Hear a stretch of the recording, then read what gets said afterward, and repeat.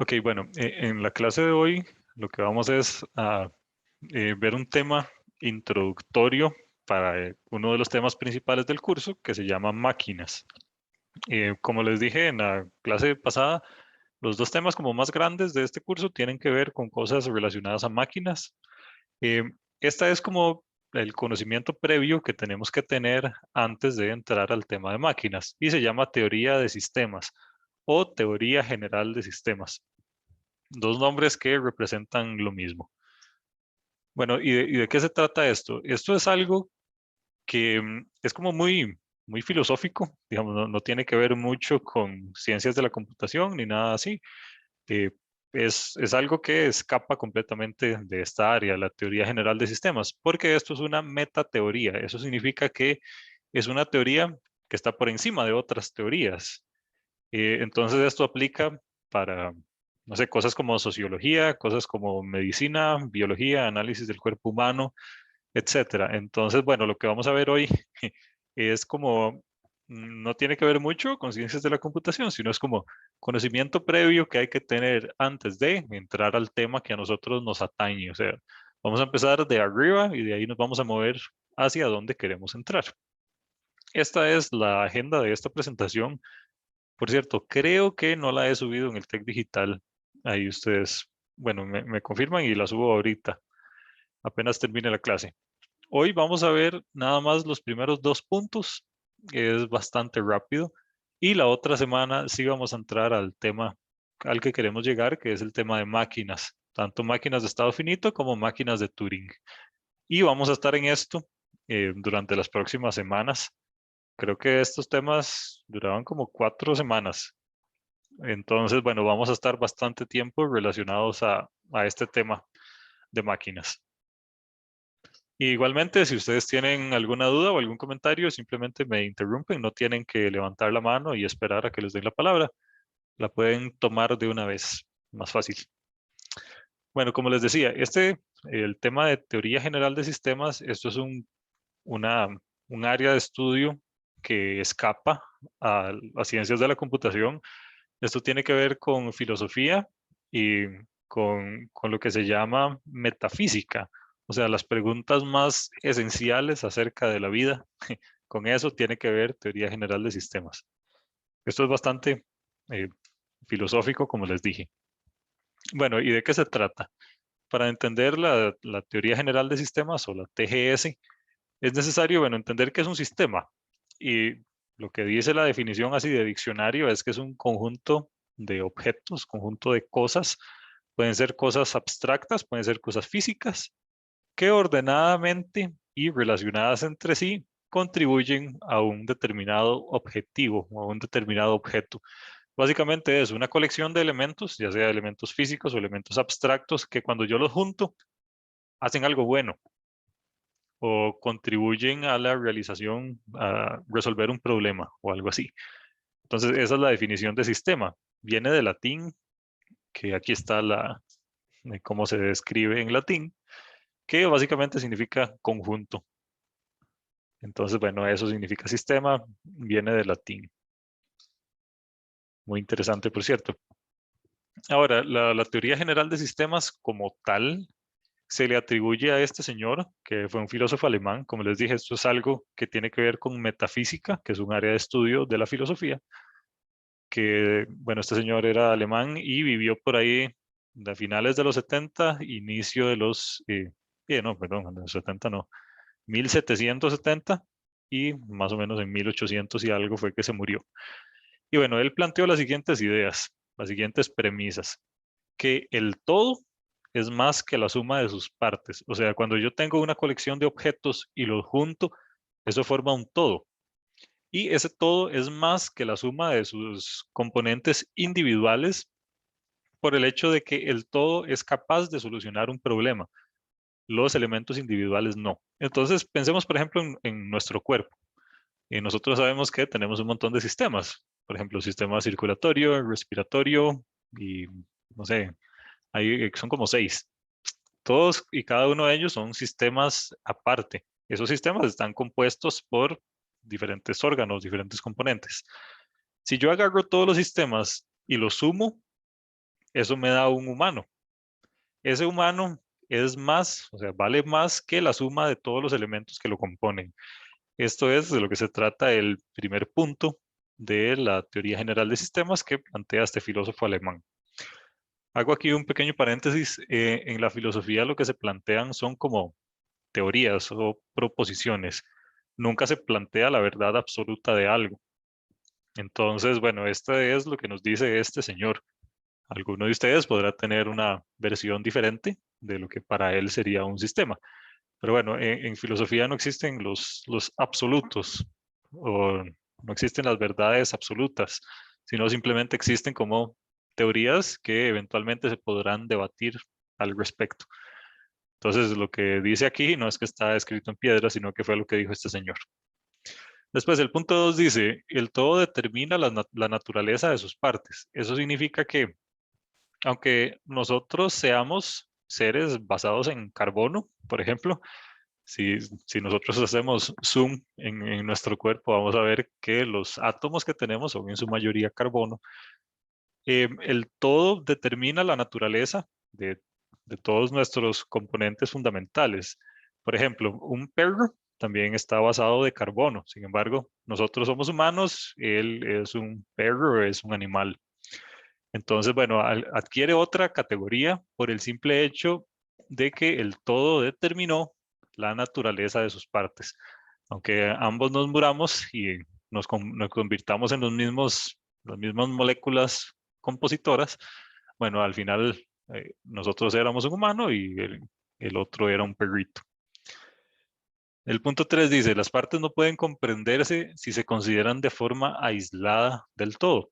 Esto, bueno, lo que significa es que si uno tiene un sistema y le quita una parte, uno no puede entender qué es esa parte si no evalúa su entorno, si no evalúa el resto del sistema. Y el último punto, las partes están dinámicamente interrelacionadas y son interdependientes, perdón. Dinámicamente significa que es algo continuo, no es algo estático. No fue como que se relacionaron una vez y ya no más, sino que están dinámicamente relacionadas. Significa que hay un constante intercambio de energía y de materia entre un sistema y otro sistema. Entonces, bueno, como les dije, esto es algo filosófico, medio crazy, está todo bien. Este es el ejemplo que les daba hace un rato. Eh, Vemos que aquí tenemos tres sistemas del cuerpo humano. Uno es el sistema circulatorio, muscular y digestivo. Cada uno de estos son sus sistemas, digamos que funcionan de manera aparte. Pero cuando uno los junta, uno crea algo más sublime, digamos, que la suma de todos sus sistemas. Crea un humano. Entonces, bueno, esto de lo que se trata es ejemplificar el primer punto, que dice que el todo es más que la suma de sus partes. Bastante interesante. Sucede igual con computadoras, que es donde queremos llegar. O sea, este no es un curso de filosofía ni nada por el estilo. Es un curso de computadoras. Y bueno, resulta que las computadoras también están compuestas por una serie de sistemas. Vemos que cada uno de estos sistemas, cada una de estos componentes, por dentro están compuestos por un montón de cosas. Por ejemplo, esta es una tarjeta madre. Aquí podemos identificar, esto probablemente sea la batería, esto es el abanico, estas probablemente sean las memorias. Y bueno, vean que tienen componentes. Esos componentes se juntaron e hicieron algo más grande. Ahora, este sistemita yo lo junto con otro montón de sistemas y es lo que crea una computadora. Entonces, aquí podemos aplicar los cuatro puntos que teníamos aquí antes. Eso aplica igual a una computadora, que el todo es más grande que la suma de sus partes y todo eso. Vemos que cuando uno ve una computadora, uno no dice, mira, qué buen abanico, o mira, qué buen disco duro, o así. Uno ve la computadora como un todo y ya, realmente no le importa mucho los componentes que tengan por dentro. Entonces, bueno, los componentes se juntan, hacen algo más sublime y uno lo que ve es eso, ese algo, ese todo que se creó a partir de la suma de estos sistemas. Entonces, bueno, la definición general de los sistemas es que es un esfuerzo interdisciplinario que trata de encontrar las propiedades comunes de los sistemas que se presentan en todos los niveles de la realidad, pero que son objetos de disciplinas académicas diferentes. Esto lo que significa es una definición un poco profunda, pero lo que significa es que la teoría general de sistemas lo que estudia son las propiedades comunes que tienen los diferentes sistemas, aunque esas propiedades correspondan a disciplinas académicas diferentes. Por ejemplo, eh, uno podría estudiar el cuerpo humano y ahí va a sacar, ok, que hay un montón de cosas que están relacionadas a medicina. Hay otro montón de cosas que están relacionadas a química. Otro montón de cosas están relacionadas, mm, no sé, a la filosofía. Entonces hay un montón de áreas diferentes, hay un montón de propiedades que tienen los objetos que son objeto de estudio de diferentes áreas. Esto se le atribuye a este señor. Bueno, él sinceramente no sé qué era. Probablemente sea un filósofo. Como les dije, la teoría general de sistemas es una metateoría, o sea, que está por encima de las otras teorías, que básicamente parte del concepto abstracto de sistema y busca reglas de valor general aplicables a cualquier sistema y en cualquier nivel de realidad. Eso se llama isomorfismo. Es básicamente estudiar algo, intentar abstraerlo y ver qué conceptos tiene e intentar aplicar esos conceptos en otra área diferente. Por ejemplo, este dibujito acá lo ejemplifica muy bien. Vemos que tenemos 1, 2, 3, 4, 5 puntos. Con esos 5 puntos yo puedo hacer un dibujo más o menos así. Yo puedo agarrar este dibujo y extraer lo que yo considero importante, que serían estos 5 puntillos. Y después, con eso que yo extraje de aquí, yo lo puedo aplicar a otra cosa y puedo crear este otro dibujo partiendo del hecho de estos mismos 5 puntos. Y ven que aquí hay un montón de opciones de qué otras formas yo puedo hacer. Entonces, partiendo de un conjunto de puntos o de cosas que yo considero importantes, yo puedo hacer otras cosas. Entonces, la teoría general de sistemas es el estudio de agarrar algo, estudiarlo, sacar lo que es importante y después aplicar como esos conceptos a estudiar otras cosas. Eso es lo que se llama isomorfismo. Por aquello, iso significa como mismo, morfo significa como forma. Por eso es que es una palabra compuesta, pero compuesta de palabras de otros idiomas. La teoría general de sistemas se basa en tres... ¿Te puedes devolver 2 diapositivas de segundo, por favor? Sí, claro.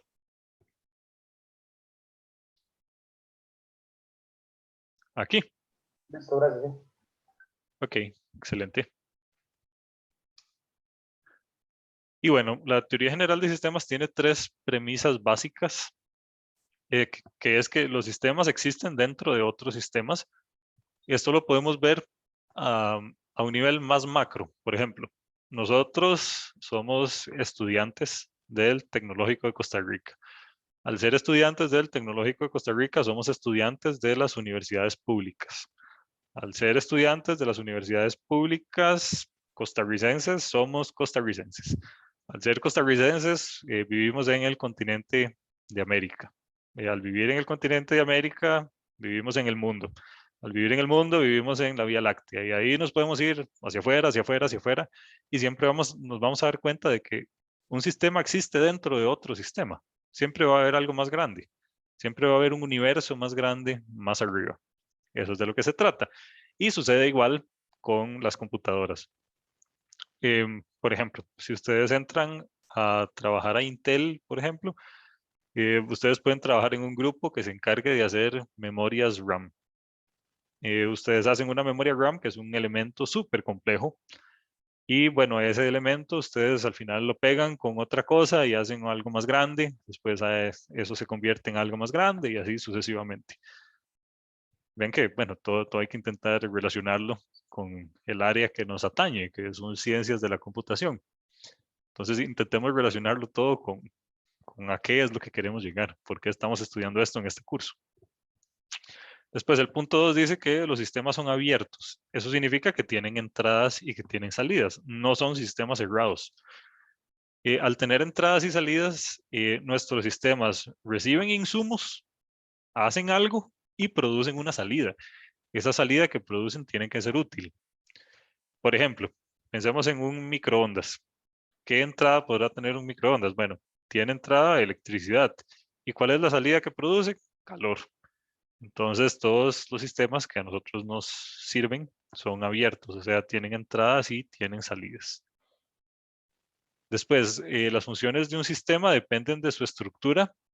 Por ejemplo, un músculo se puede contraer porque está compuesto de tejidos que permiten la contracción. Uno no puede crear cosas que sus componentes no le permitan. Entonces, por eso el punto 3 dice que las funciones de un sistema dependen de los elementos que la componen. Depende de su estructura, básicamente.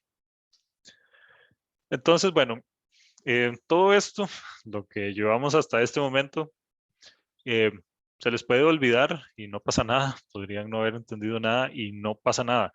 Pero a lo que queremos llegar es a esto, de que los sistemas pueden ser modelados como entradas, como un proceso y como una salida. Y aquí es donde ya encontramos como un panorama más claro de a qué es lo que queremos llegar en este curso. Por ejemplo, el problema que vimos ahora en la mañana de hacer un algoritmo que cambiara un bombillo, entonces eso nosotros lo podemos modelar, vean que es un modelo, no es una representación fiel de la realidad, sino que es un modelo, una simplificación. Nosotros lo podemos modelar como un conjunto de entradas, un proceso y un conjunto de salidas. Las entradas es aquello que yo le doy al sistema para que sirva. El proceso es lo que el sistema hace y la salida es lo que es útil para mí como usuario de ese sistema. Vemos, por ejemplo, el ejemplo de una gallina.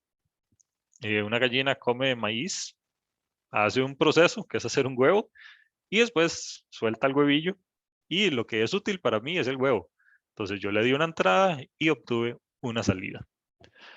Y bueno, a este punto, ¿hay alguna duda o algún comentario o algo? Sé que es un poquillo crazy, pero todo bien. Y bueno, existe una cosa que se llama modelos de caja negra, que es básicamente cuando se omiten los detalles del proceso. Vemos que en este ejemplo de acá de la gallina hizo un montón de cosas para convertir maíz a huevo. ¿Qué hizo exactamente? No sé, no sé y no me interesa tampoco. Entonces, esto es lo que se llama analizar algo como un modelo de caja negra. O sea, se omiten los detalles del proceso. Lo único que es importante para mí son las entradas y son las salidas. Lo que es importante para mí es darle maíz a la gallina y después obtener el huevo. Eso es lo que se llama modelos de caja negra. Y esto es muy útil cuando estamos analizando sistemas computacionales en general, cuando estamos analizando código también.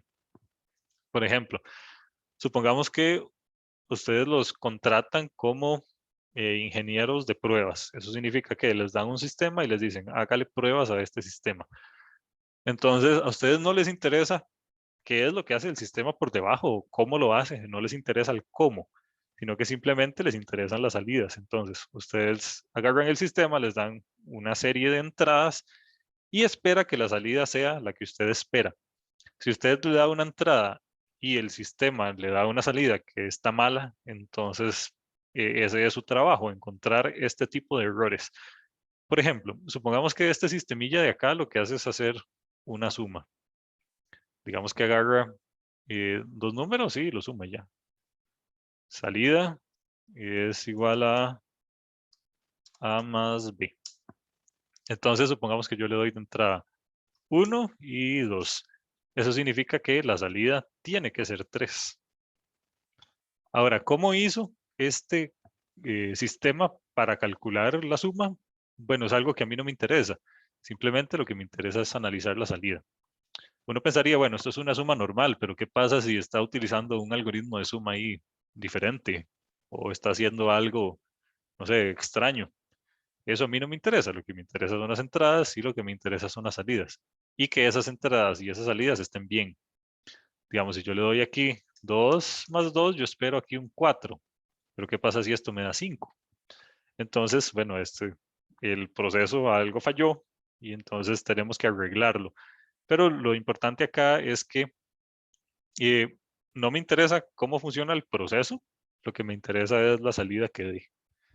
Ese es el modelo de caja negra y esto se utiliza para cuando estoy analizando sistemas muy complejos y tengo que probarlos o algo así. Entonces simplemente les doy entradas y espero salidas. Y ya, sin importar cómo era el proceso.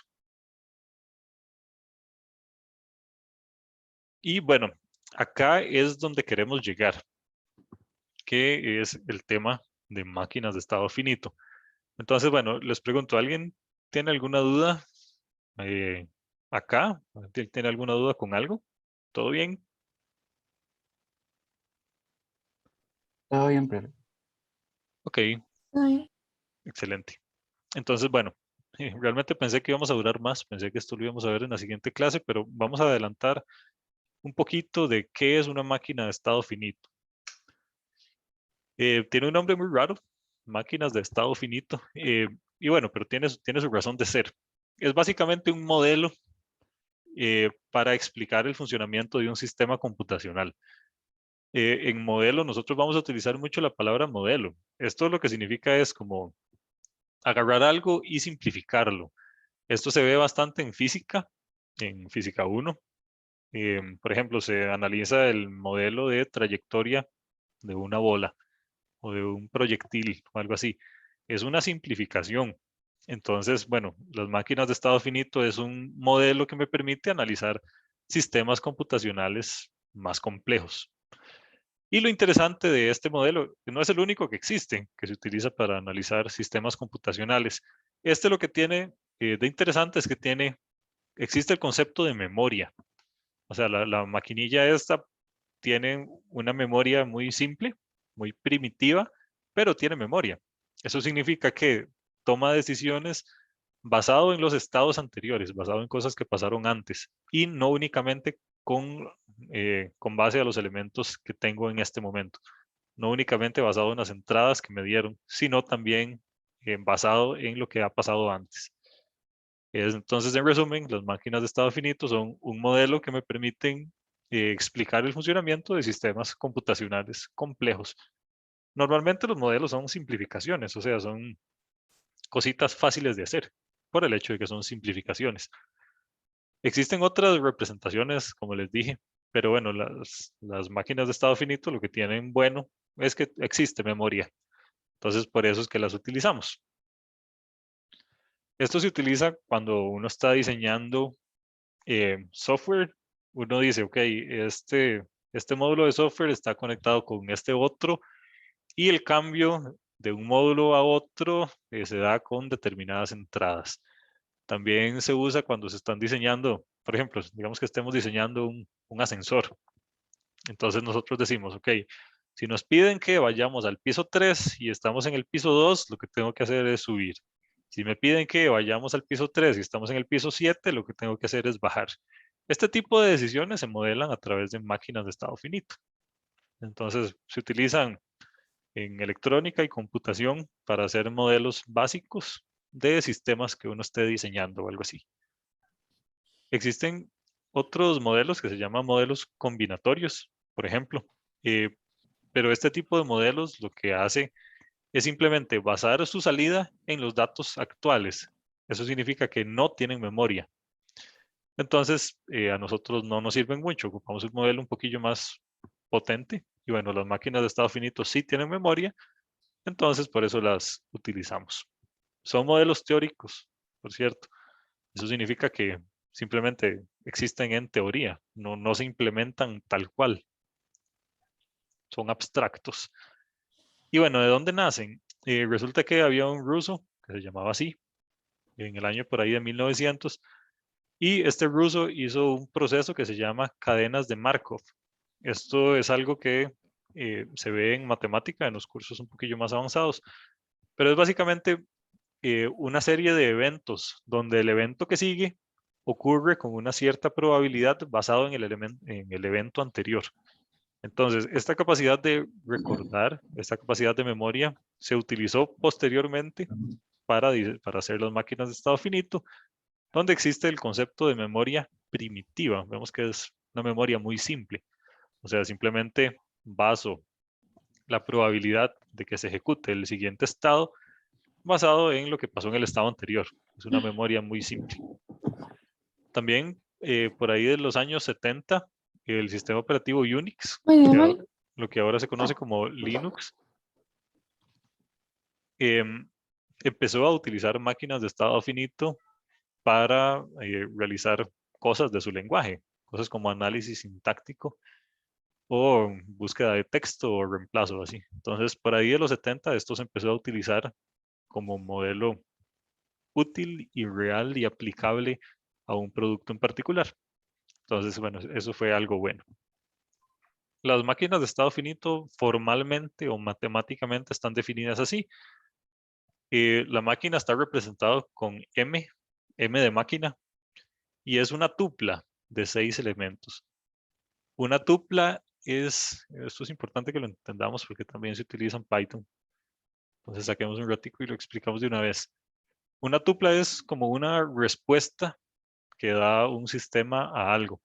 Por ejemplo, si yo agarro a alguno de ustedes así, aleatorio, por ejemplo, a Celeste Rodríguez.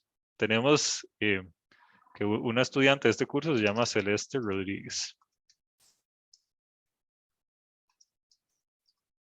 Digamos que ella tiene, no sé, 19 años y digamos que vive en Cartago.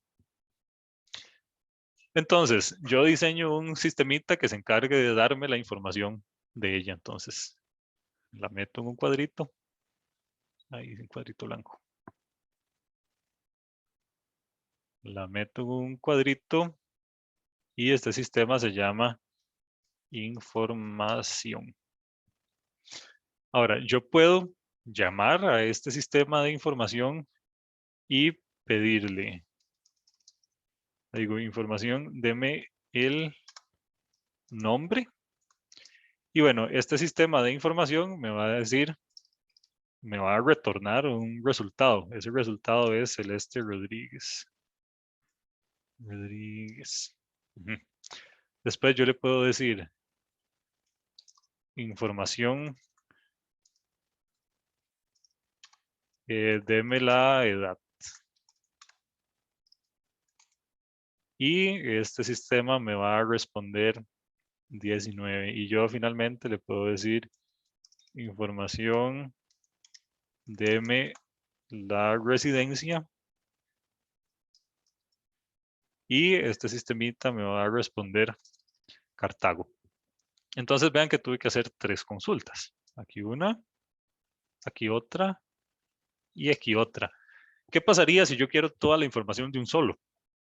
Entonces, en ese caso es donde existe el concepto de tupla, que es básicamente una respuesta que parece única, pero que contiene un montón de datos que están encapsulados debajo.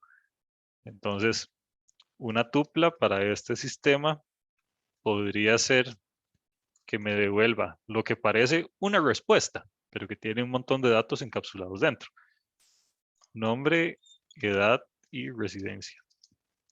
Entonces, en lugar de yo hacer 3 llamadas al sistema, tal cual así se hace un rato, yo nada más puedo pedirle que me dé una. Entonces yo tengo el sistemilla aquí.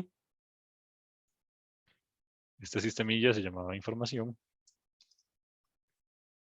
Y ahora este sistema no retorna respuestas individuales, sino que retorna una tupla, que esa tupla se ve así. Nombre, edad y residencia. El nombre era Celeste, tenía 19 años y vivía en Cartago. Entonces ahora, cada vez que yo llame al sistemita,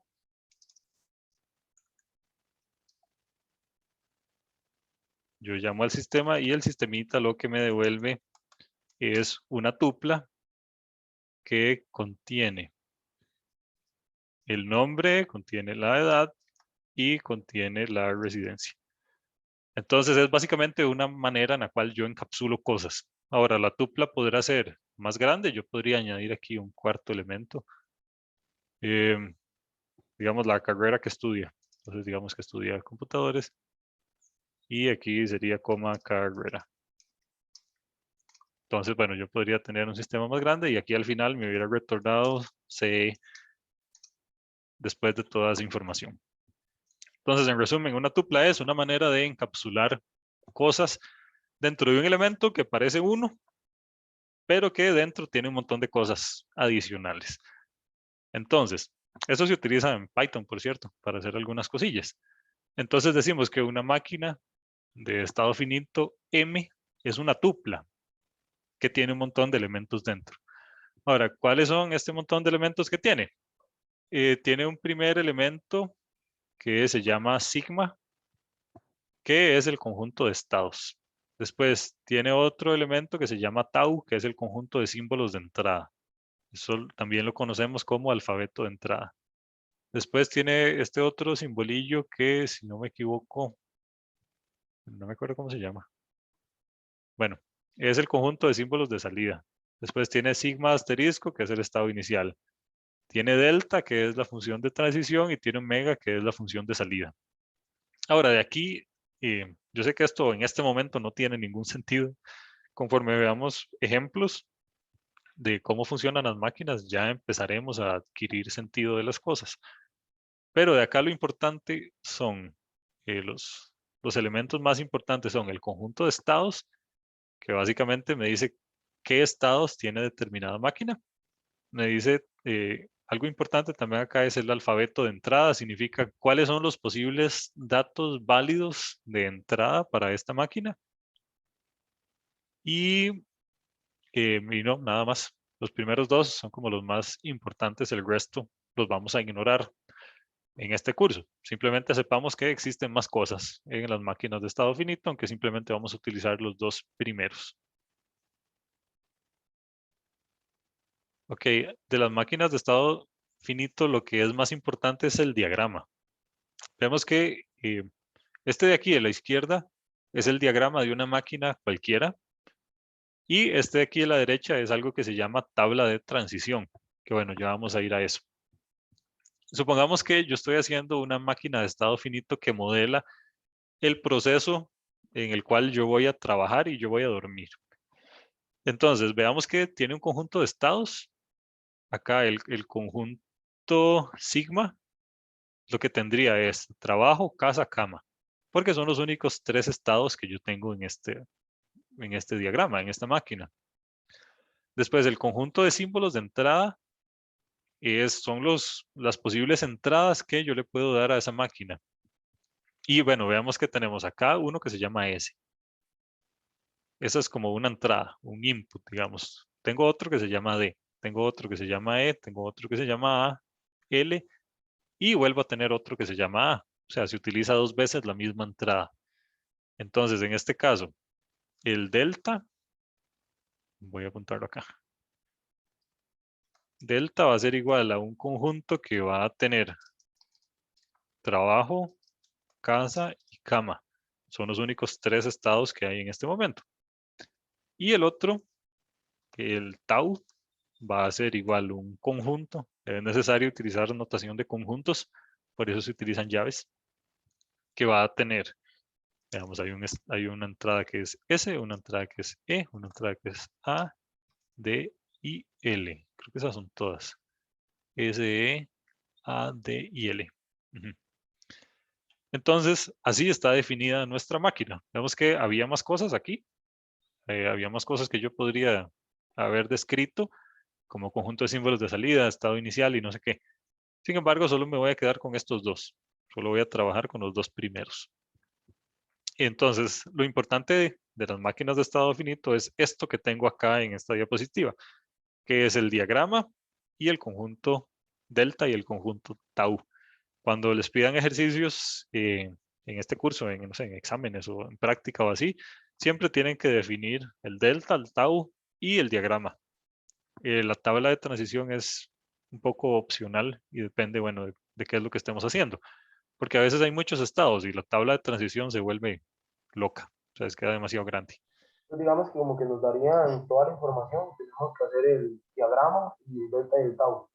Ajá, exactamente. Les dan un problema, como que digan, modele un sistema que haga algo. Entonces ustedes primero hacen el diagrama y después hacen el delta y el tau. De eso, así se tratan los ejercicios. Así van más o menos. Ahora, ¿cómo funciona esto? Lo primero que yo tengo que hacer a la hora de modelar un problema a través de una máquina de estados finitos es definir qué estados podría yo tener. Entonces, en este caso, yo quiero representar el proceso a través del cual yo estoy en la casa y me voy para el trabajo, o yo estoy en la casa y me voy a dormir. Entonces, defino los posibles estados, que en este caso son solo 3, y después digo, ok, si yo estoy en el trabajo y ya salí de trabajar, entonces lo que tengo que hacer es venirme para la casa. Entonces, por eso es que cuando ya salí de trabajar, vean que salir de trabajar es una entrada, o sea, es un evento que pasó, es un input al del sistema. Entonces, por eso, cada vez que se dé esta entrada, yo me voy para la casa. Cuando estoy en el trabajo y ya salí de trabajar, me voy para la casa. Ahora el caso al revés. Si yo estoy en la casa y entré a trabajar, ven que aquí hay otro evento, el evento E, entonces me voy para el trabajo. Si yo estoy en la casa y pasó una emergencia en el trabajo, me tengo que ir para el trabajo. Si estoy en la casa y ya es hora de dormir, un evento D, que significa dormir, entonces me voy a la cama. Si estoy en la cama y hay un evento que es hora de levantarse, entonces me voy para la casa. Y si estoy en la cama y hay un evento de que pasó una emergencia en el trabajo, entonces me tengo que ir de la cama al trabajo directo. Entonces, bueno, así es como funcionan las máquinas de estado finito. Son una simplificación de un problema que quiero resolver. Entonces, acá la salida de la máquina es el estado en el que yo esté. Esta es una máquina muy, muy tonta, o sea, no resuelve nada útil, pero lo importante es el estado en el que yo esté. Acá lo que la máquina define es o estoy en el trabajo, o estoy en la casa, o estoy en la cama. Y hay una serie de eventos que controlan cuándo paso de un estado a otro estado. Hasta aquí, todo bien. Sí, profe. Sí, profe. Ok, excelente. Ahora, cuando yo tengo el diagramita, eh, puedo construir una tabla de transiciones. Esta tabla de transiciones es como representar lo mismo del diagrama, solo que en una tabla. O sea, son equivalentes. Uno puede construir una a partir de la otra. Pero las tablas solo se utilizan cuando la cantidad de estados es pequeñita.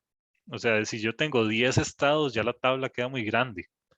O si yo tengo muchas entradas. Ven que aquí las entradas eran 1, 2, 3, 4, 5. Eran 5 entradas. Si fueran 15 entradas, aunque yo tenga únicamente estos 3 estados, la tabla queda muy grande. Entonces se utilizan tablitas solo cuando la cantidad de estados y de entradas es bajita. Y ahora, ¿cómo funciona esto? Lo primero que yo tengo que hacer es, bueno, al inicio la tabla está vacía. Entonces, esto de aquí no existe, digamos. Tengo que construir una tabla donde hacia abajo, en las filas, digamos, lo que voy a poner son las entradas. Entonces, vean que las entradas las pongo aquí. Todas las entradas que existan. Tengo la entrada S, la entrada D, la entrada E, L y A. Tengo que poner todas las que existan. Y hacia la derecha, lo que tengo que poner son todos los estados que existan. En este caso solo hay 3 estados, entonces los pongo todos. Si existieran 15 estados, entonces tengo que poner 15 hacia la derecha, en las columnas. Eso es lo primero para construir la tabla. Ahora, lo que voy a hacer acá son un montón de transiciones.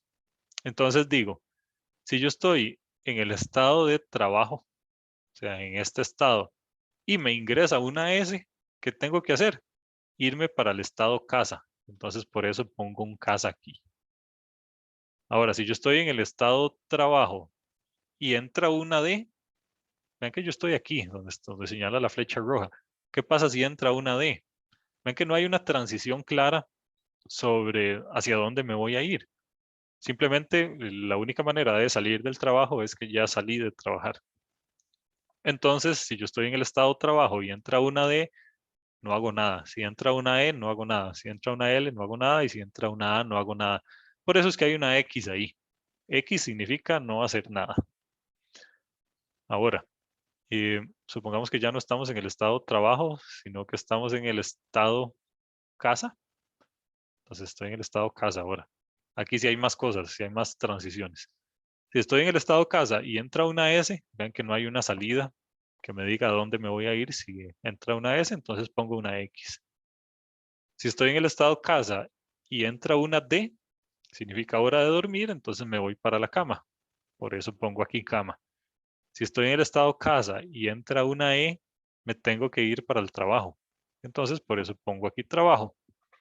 Si estoy en el estado casa y entra una L, no hago nada. Si estoy en el estado casa y entra una A, veamos, aquí está. Entonces me tengo que ir para el trabajo por esta transición que tengo aquí. Y bueno, así sucesivamente. Es bastante fácil. A partir del diagrama, construir la tabla. Vean que en el estado cama solo hay dos cosas que yo puedo hacer. Si entra una L o si entra una A. Si entra una L, me voy para el trabajo. Por eso tengo aquí. No, perdón. Estoy en el estado cama. Estoy en este. Entra una L, me voy para la casa. Aquí está. Es esta transición de aquí. Si estoy en el estado cama y entra una A, me voy para el trabajo porque fue una emergencia. Entonces me voy para allá. Se llama tabla de transición porque resume cuál es el proceso de transición de un estado a otro en función de las entradas. Por eso se llama tabla de transición. Es bastante fácil de hacer, realmente. No se pide que la hagan cuando la cantidad de, como les dije, la cantidad de estados o la cantidad de entradas es muy grande. Entonces se utiliza solo en este tipo de ejemplos cuando son bastante simples. Y bueno, ¿alguna duda por acá?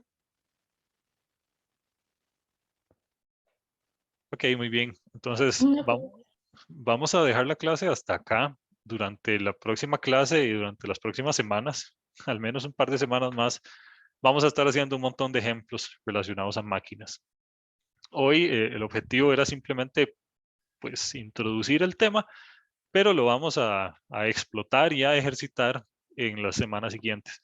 Como les dije, este es de los temas más complicadillos del curso, en el sentido de que, bueno, hay veces no es tan claro cómo hacer el diagrama, o a veces no es tan claro cómo funcionan las máquinas, pero espero que a punta de ejercicios lo asimilemos bien. También hay una tarea relacionada a esto, hay un quiz relacionado a esto. Entonces, sí vamos a estar dándole bastante ahí para que sepan. Y bueno, eso es todo de mi parte. Les agradezco mucho la asistencia y que tengan un bonito fin de semana. Hasta luego. profe, Sí, Igual nos vemos. Gracias, profe. adelante. ¿tenemos alguna asignación para la otra semana entonces? No. Solo les estaba diciendo que va a haber. No sé cuándo, pero sí va a haber. Pero no, para la otra semana no hay nada. Está bien, profe, muchas gracias. Bueno, Gracias. profe, hasta luego. Hasta luego. Bueno, profe, Hasta luego, profe. gracias.